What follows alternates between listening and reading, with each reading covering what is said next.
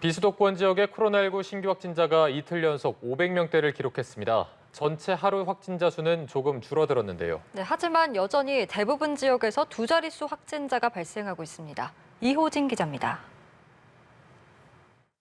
비수도권 코로나19 신규 확진자가 23일과 24일 이틀 연속 500명대를 기록했습니다. 지난주 중 600명 이상 확진자가 발생했던 것에 비해 비수도권 전체 1일 확진자 수는 줄어들었습니다.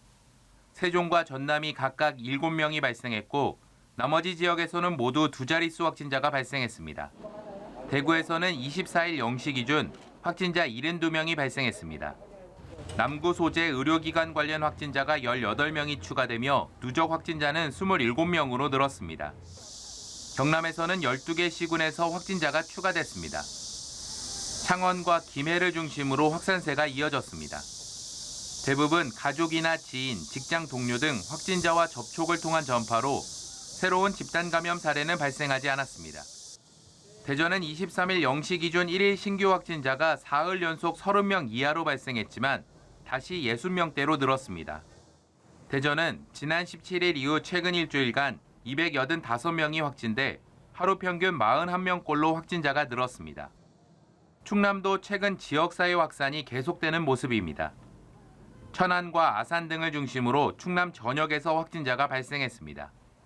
연일 세 자릿수 확진자가 발생하던 부산은 최근 사흘간 다시 두 자릿수로 확진자 발생 건수는 줄었습니다.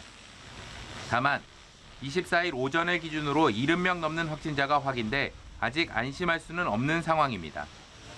특히 부산에서는 해운대구 한 대학에서 열린 방학 특강을 매개로 학생들의 집단 감염이 발생하는 등 신규 집단 감염이 발생하고 있습니다.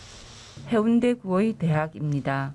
오늘 학생 1명이 추가 확진되어 지금까지 학생 10명과 관련 접촉자 2명이 확진되었습니다.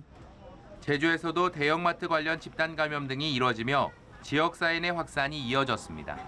연합뉴스TV 이호진입니다.